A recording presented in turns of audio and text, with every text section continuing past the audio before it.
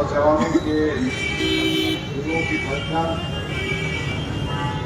हमारे भाई नवीन कुरैशी साहब, मुझसे पहले जिन्होंने आपको मुखातिब किया, मोहतरम हारिस भाई, स्टेज पे तशरीफ फरमा, हमारे हुसैन चाऊ साहब, सांगो हाजी साहब,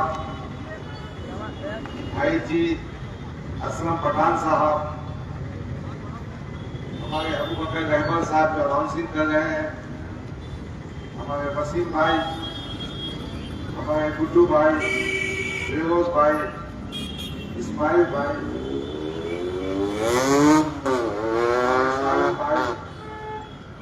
मेरे सामने बैठे हुए बुजुर्गों, दोस्तों, नौजवान साथियों, मैं अल्लाह रब्बुल इज्जत की बारगाह में शुक्र अदा करता हूँ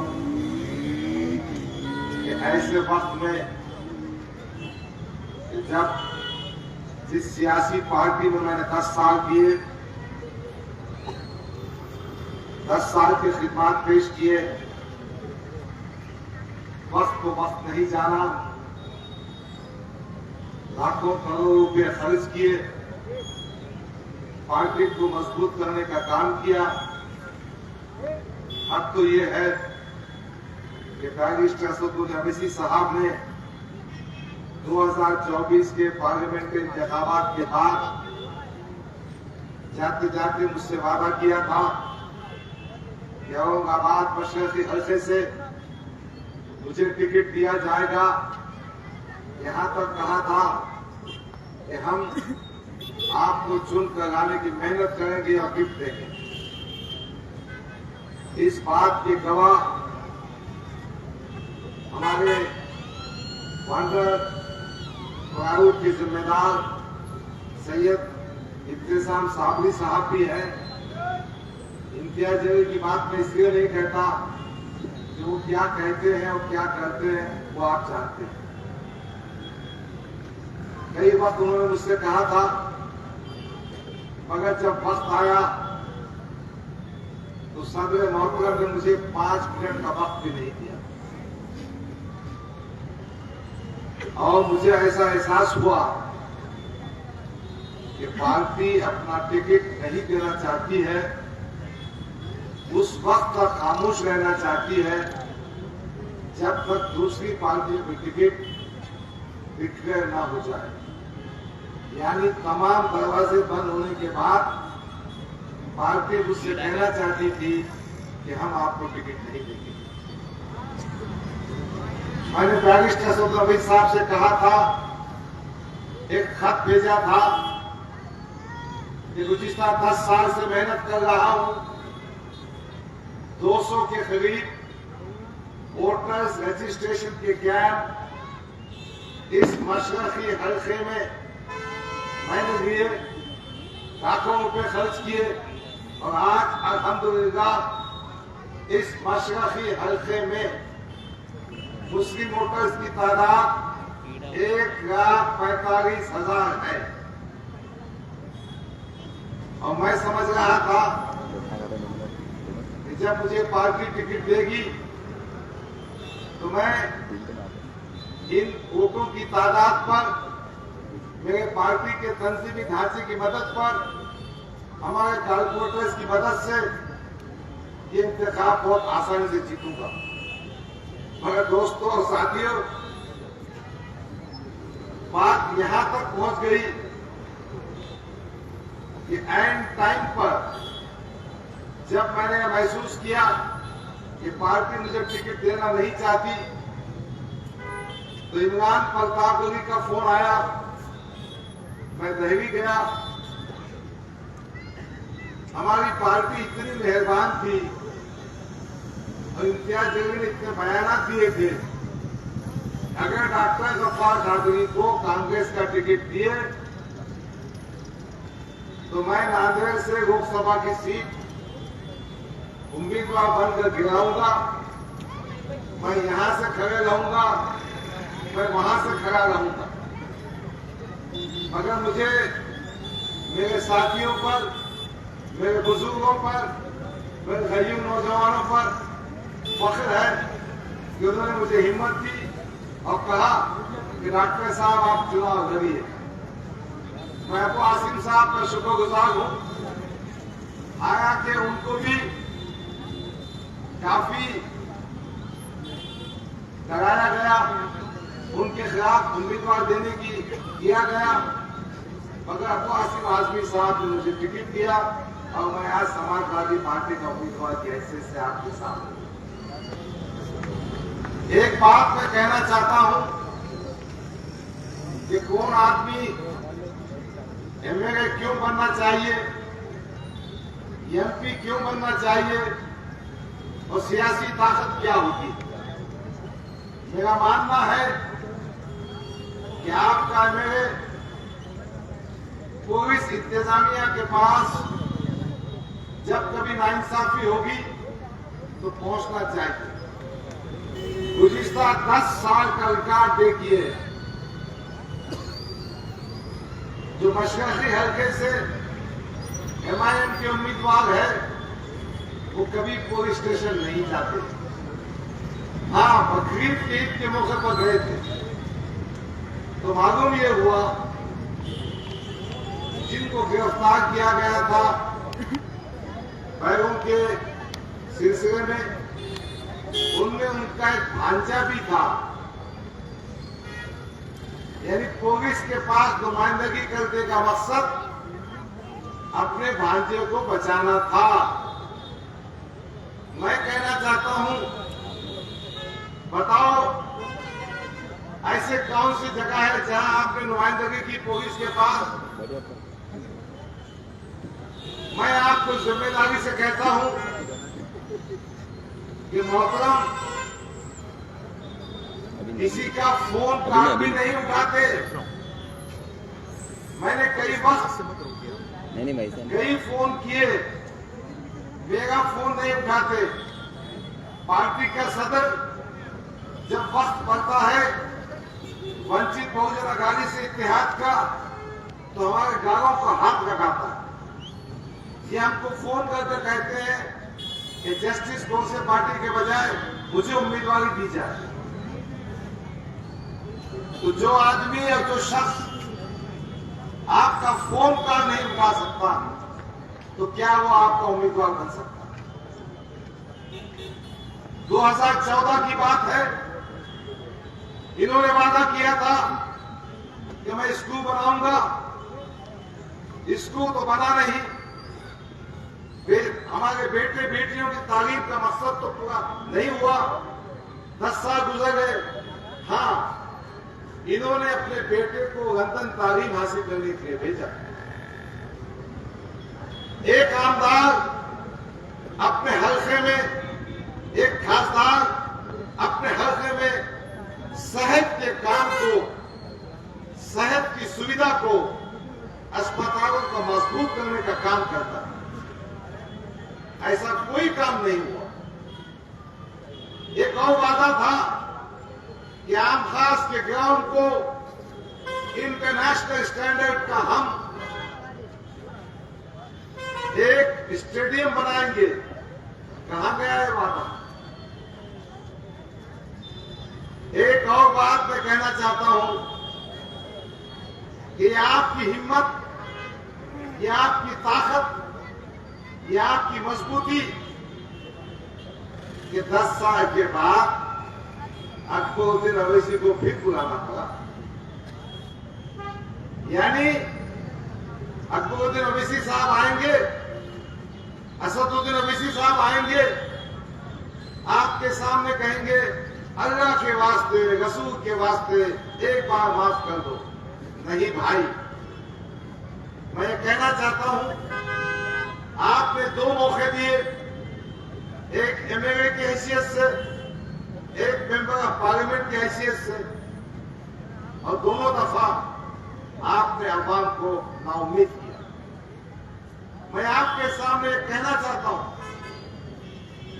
कि इस हल्के से भारतीय जनता पार्टी का उम्मीदवार अतुल सावे खड़ा है। अतुल सावे 2014 में भी चुनकर आया था, 2019 में भी चुनकर आया, कुछ वोटों से अपनी शिकस्त हुई। कहीं ना कहीं मेरी पार्टी जिसमें मैं पहले था वो जिम्मेदार है, क्योंकि वंचित बहुजन आघाड़ी का इतिहास तोड़ने का मकसद फडणवीस को खुश करना था। अगर वंचित बहुजन आघाड़ी और एमआईएम साथ में होते 15 से 20 एमएलए चुनकर आते। मोहतरम की बात यह थी कि कोई एमएलए, कोई आदमी एमपी ना बने, यही इसी को कहते हैं रियासत। मैं आपके सामने कहने पाया कि आज समाजवादी उम्मीदवार की हैसियत से मैं कहना चाहता, मैंने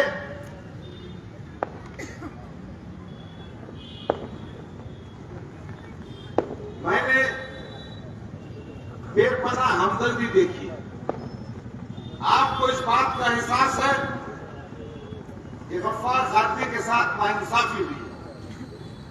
आपको इस बात का एहसास है जिस शख्स ने इस हल्के असेंबली में 10 साल मेहनत की, उसका पत्ता काट दिया गया। आपको इस बात का भी अंदाजा है कि कांग्रेस के टिकट न लेने के लिए रेवंत रेड्डी का फोन कराया गया। कांग्रेस का टिकट नहीं मिलने के लिए कांग्रेस पार्टी को ब्लैकमेल किया गया। आपकी ये हमदर्दियां, आपकी ये मोहब्बत मैं महसूस कर रहा हूं और इसका इजहार भी आप कर रहे हैं। यकीनन बड़ी तादाद में वोट हमको मिलेंगे। दूसरी बात, आज भी मराठा समाज का बड़ा हिस्सा पूरी ताकत के साथ इंशाअल्लाह हमारा साथ देगा और दलित वोट भी हम ले सकेंगे। मैं आपके सामने जिम्मेदारी से कहना चाहता हूं कि ये सीट हम जीतेंगे, पूरी ताकत से जीतेंगे और कामयाबी इंशाअल्लाह हमारे कदम चूमेगी। आज की तारीख में इम्तियाज जलील जो एमआईएम के उम्मीदवार है, वो अपने वोटों का नुकसान करने के लिए आए। कौन से इत्तेहाद की बात करते हो? किस इत्तेहाद की बात करते हो?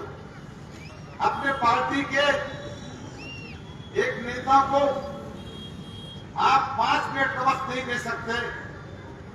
अपने नेता के अपने पार्टी के एक नेता को एक असेंबली का टिकट नहीं दे सकते, तो इतिहास सिर्फ खुद के वास्ते है क्या?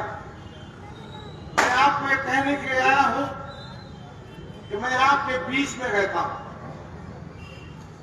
मैं सादा और सिंपल आदमी हूं। ना मुझे गॉगल लगाने आता है, ना बालकनी में से हाथ बताने आता है, ना मैं अपने आप को शाहरुख खान कहता हूं। मुझे मेरे बच्चे को लंदन तालीम के लिए भेजने की जरूरत नहीं।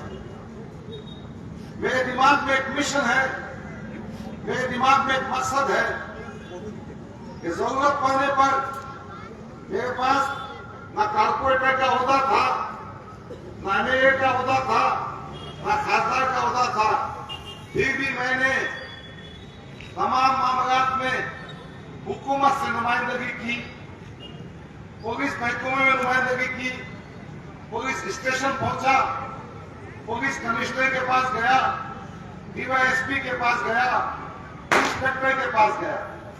तो मैं कहने के लिए आया हूं कि जरूरत पड़ेगी तो गफ्फार खातरी सबसे आगे, सबसे पहले आपकी नुमाइंदगी करेगा। दूसरी बात और सुन लो, समाजवादी पार्टी महाविकास आघाड़ी का हिस्सा है।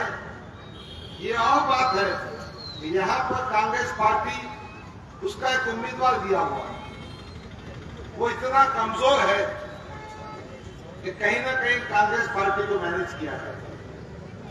मगर समाजवादी पार्टी इंडिया की तीसरे नंबर की पार्टी, और महाविकास आघाड़ी पार्टी की ये जो गठजोड़ है, इंशाल्लाह इसकी हुकूमत बनेगी। जब इसकी हुकूमत बनेगी तो फैसले भी होते हैं। देखो, कौमों की किस्मतों के फैसले, तरक्याती कामों के फैसले, ये सत्ता के कॉरिडोर्स में होते हैं। जो सत्ता पे बैठते हैं वो काम कर सकते हैं। यकीनन मैं ये कहना चाहता हूं कि हमारे एजेंडे में सबसे अहम मामला है औकाफी जायदाद का। ये जो बैठा हुआ है औकाफ की जमीन पर 27 साल से जिसका ऑफिस है, कलेक्टर ऑफिस के पास 500 रुपए किराया है, बहुत यतीम बेकस औकाफ की जमीन पर काबिज क्या मुसलमानों की मदद कर सकता है? बेशक नहीं कर सकता, हरगिज नहीं कर सकता। मुस्लिम रिजर्वेशन अगर आपको चाहिए तो कहीं ना कहीं सत्ता होना चाहिए, हुकूमत का फैसला चाहिए। मैं आपको यकीन दिलाता हूं कि मुस्लिम रिजर्वेशन के सिलसिले में हम काम करें। मैं एक बात और कहना चाहता हूं कि इनका जो लिबास है, इनका जो पहनावा है, इनकी जो गुफ्तगू है, उसमें काफी तजाद है। एक छोटी सी बात करके अपनी बात खत्म करता हूं। रसूलुल्लाह सल्लल्लाहु अलैहि वसल्लम की शान में जो गुस्ताखी की गई, वो हर मुसलमान के लिए दुख की बात है। और जो गुस्ताखे रसूल होता है, हम उसकी सूरत देखना भी पसंद नहीं करते, उसके मुंह पे थूकना पसंद नहीं करते। जब वो रामगिरी महाराज ने स्टेटमेंट दिया था तो एकनाथ शिंदे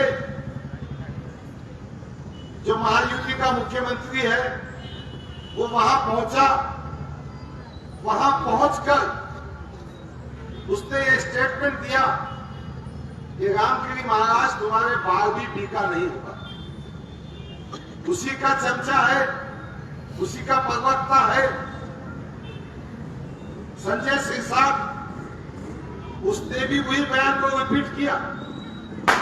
यानी हुजूर सल्लल्लाहु अलैहि वसल्लम की शान में गुस्ताखी करने वाले अशखास में संजय सिरसाट भी शामिल था और है। मैंने एक वीडियो देखा, मैंने एक फोटो देखी। सिरसाट के बयान के बाद इम्तियाज अली साहब उसको गट्टू खिला गए, उसके बाजू बैठे, उससे गले मिल रहे। मालूम ये हुआ कि सिडको के चेयरमैनशिप बनने की वजह से उसको मुबारकबाद देने पहुंचे। अगर तू सिडको का चेयरमैन बन, देश के बड़े ओहदे पे जा, अगर तूने हमारे रसूल की शान में गुस्ताखी की तो हम तेरे को ठोकर मारेंगे।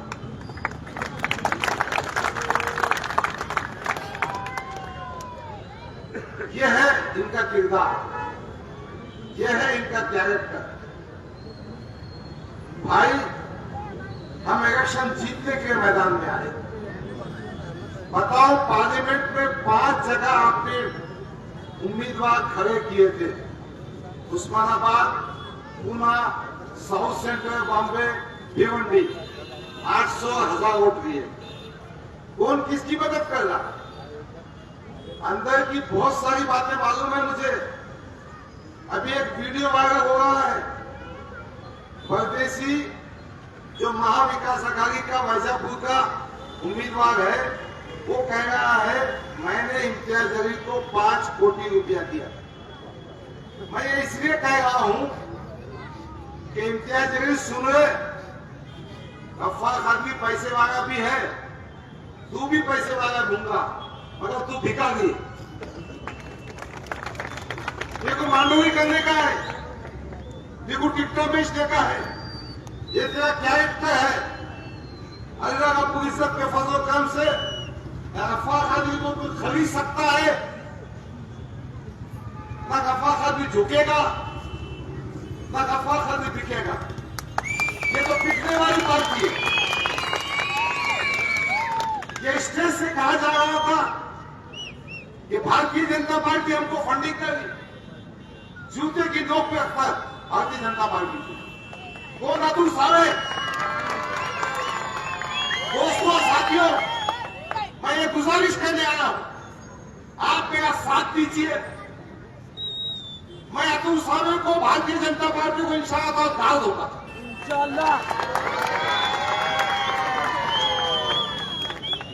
मेरे में ताकत है कि मैं फडणवीस के खिलाफ बात करता हूं, और ये पट्टा, ये फडणवीस का एजेंट है, फडणवीस का गुलाम है।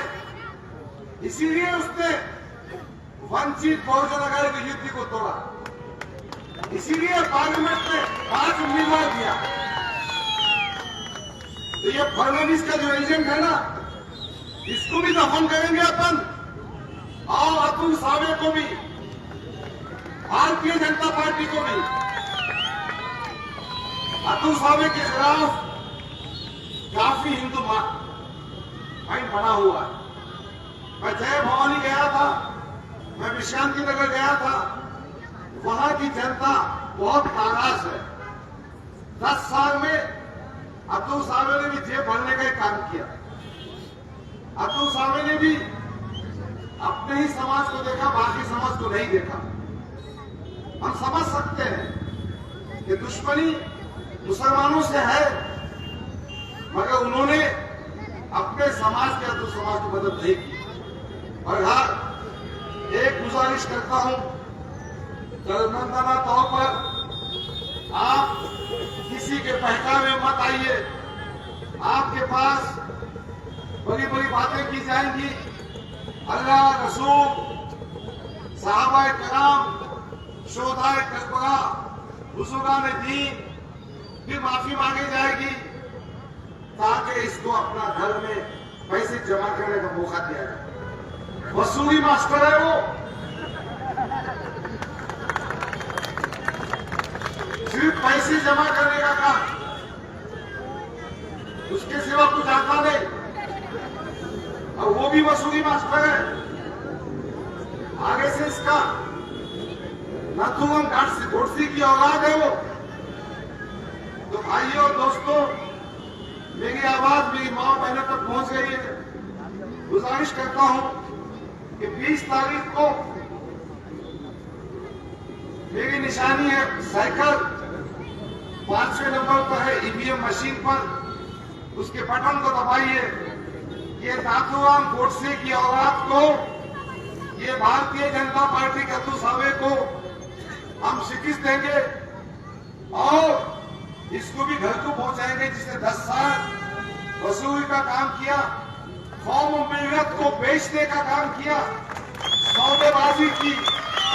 यही गुजारिश करते हुए होता हूं, आज मैं आपके मंच पर जल्दी जा रहा हूं, और मैंने तय किया है कि आज के सदर जैसा फकीर हसन खान साहब है, फकीर हसन खान साहब आपको मुखातिब करेंगे। हमने संजय नगर में समझ किया साजिशें कर रहे हैं।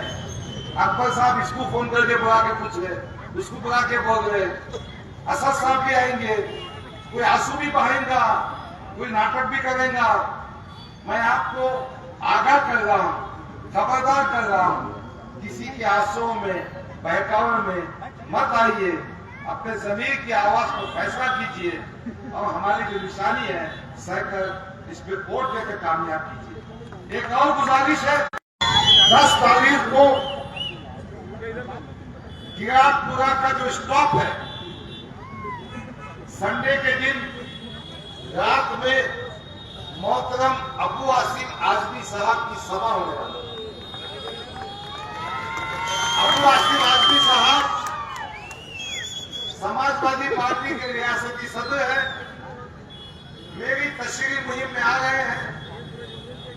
उनको माखूज जवाब भी देंगे, पार्टी का एजेंडा भी बताएंगे, और ये भी बताएंगे कि किस तरह से हम इन इंतखाबात में कामयाबी हासिल करेंगे, किस तरह से हमारे बच्चों के मुस्तकबिल को, हमारे नौजवानों के रोजगार का मसला, हमारी औकाफी जायदाद की हिफाजत और हमारे को सर उठाकर जीने का हासिल होगा।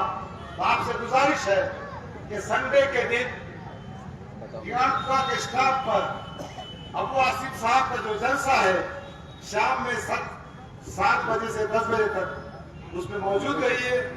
आपने मेरी बात को सुना, शुक्रिया।